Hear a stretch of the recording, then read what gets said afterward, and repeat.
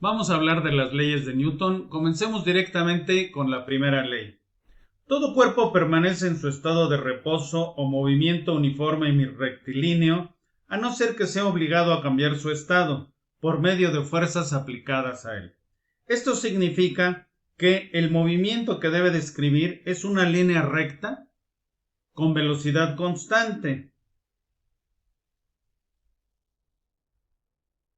Entonces, si nosotros movemos de algún modo, modificamos de algún modo esta velocidad, es porque estamos aplicando una fuerza. Recuerden ustedes que esta velocidad se puede modificar, ya sea en dirección,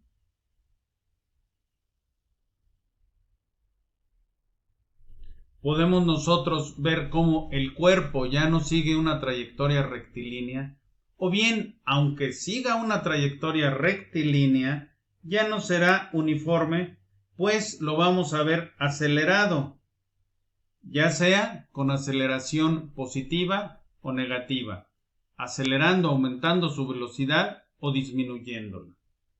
Esta ley entonces nos permite saber si sobre un objeto se está aplicando una fuerza. Esa es la idea de la primera ley. Usualmente se habla de fuerza neta o fuerza total. Esta idea de fuerza neta o fuerza total se refiere a la suma de las fuerzas tomadas, por supuesto, vectorialmente. Esta suma de fuerzas es lo que se conoce como fuerza neta o fuerza total que está actuando sobre un objeto. Muy bien, la segunda ley es el cambio de movimiento es proporcional a la fuerza aplicada y ocurre según la línea recta a lo largo de la cual se aplica la fuerza. En este caso, lo que tenemos es que la fuerza es proporcional a el cambio de movimiento. Lo podemos escribir así. El factor de proporcionalidad para que la fuerza sea igual a la aceleración es una constante que depende única y exclusivamente del cuerpo y se denomina masa. En este caso, lo que se hace es que si yo tengo un objeto del doble de masa, para obtener la misma aceleración requiero yo aplicar 2 veces la fuerza, dado que es proporcional a la masa. Se escoge un estándar de masa que en principio era un cierto cilindro de platino iridio y a este se le asignó arbitrariamente un valor, 1 kilogramo. Con esta masa y la aceleración medida en metros sobre segundos, resulta que las unidades para la fuerza van a ser, en este caso, kilogramos, metros sobre segundo al cuadrado. A esta conjunción de unidades se le denomina Newton. Es así entonces que un Newton es igual a 1 kilogramo metro sobre segundo al cuadrado. Observen que la segunda ley de Newton entonces está introduciendo tanto fuerza como masa, ya que aceleración ya la conocíamos perfectamente. De tal manera que si yo quiero medir una cierta fuerza, ¿cuánto vale una fuerza? Lo que tengo que tomar es una masa estándar, una masa patrón, y observar cuál es la aceleración. Para hacer esto, uno de los procedimientos más simples sería disponer de una tabla sin fricción que en laboratorio la podemos hacer incluso con un colchón de aire y aplicar una cierta fuerza mediante un resorte.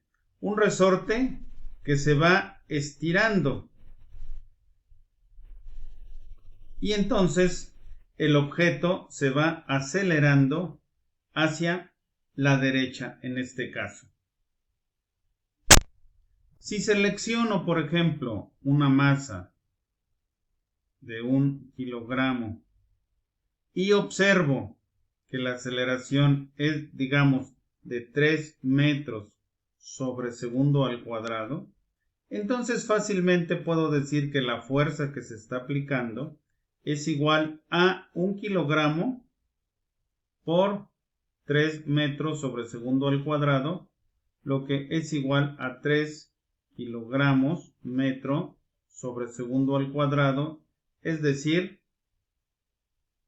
3 newtons.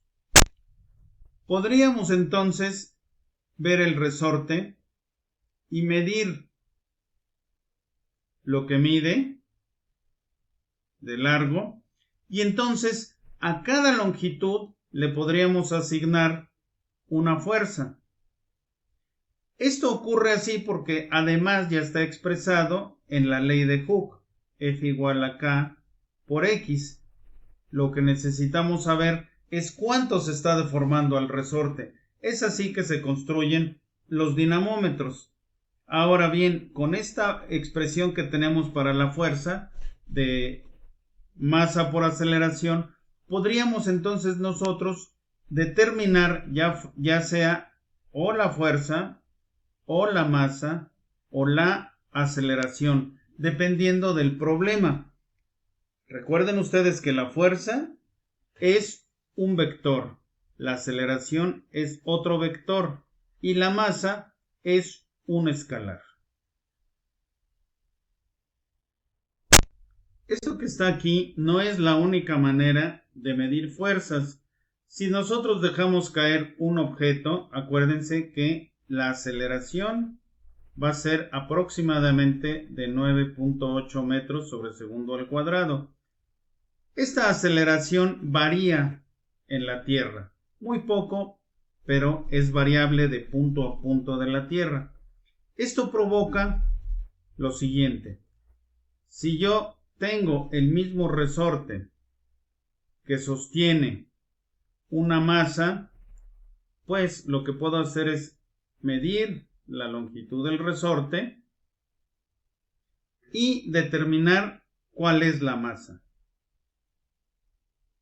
Esto se debe a que la fuerza gravitacional es la responsable de esta aceleración. Es decir, podemos escribir simbólicamente: fuerza gravitacional es igual a masa por 9.8 metros sobre segundo al cuadrado. Observen ustedes entonces que estamos en presencia de otro modo de medir masas. Podemos medir masas a través de cómo se estira el resorte en una superficie horizontal o cómo equilibra a la fuerza gravitacional. La fuerza gravitacional es la que produce el peso y a veces se usan como sinónimos.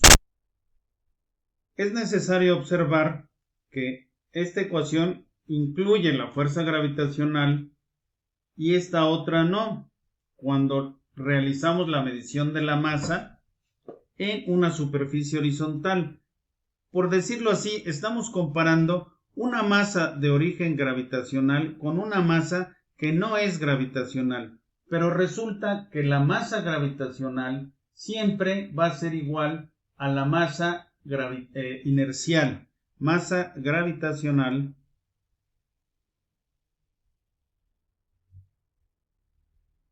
es igual a la otra masa que le vamos a llamar masa inercial para distinguirla de la gravitacional.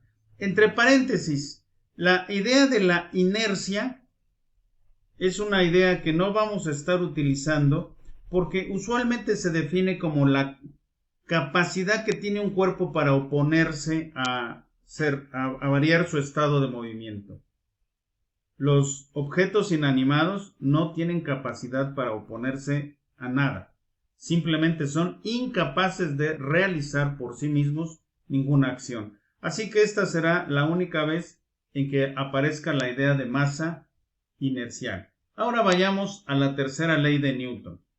La tercera ley de Newton nos dice que a toda acción corresponde siempre una reacción igual y contraria, o sea que las acciones mutuas de dos cuerpos siempre son iguales y en sentido opuesto. Aquí hay varias cosas que tenemos que aclarar.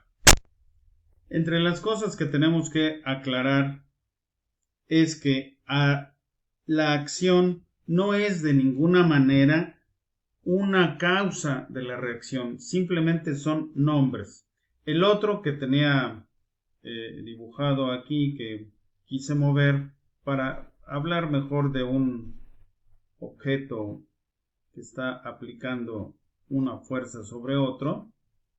Aquí, si yo aplico una fuerza, el otro cuerpo va a ejercer una fuerza hacia acá. Entonces, será acción y reacción. Y están aplicadas en cuerpos separados. Si yo, digamos, abriera este contacto, por llamarlo de algún modo, la fuerza F estaría actuando aquí, mientras que la otra estaría actuando acá. O sea, acción y reacción actúan en cuerpos diferentes. Vamos a aclarar un par de cosas sobre las fuerzas. La fuerza tiene dos acciones. O bien acelerar un objeto, o bien deformar un objeto. Cuando no lo está acelerando, entonces necesariamente lo está deformando. Bueno, vamos a hablar de otros aspectos de la fuerza en el siguiente video. Muchas gracias. Hasta la próxima.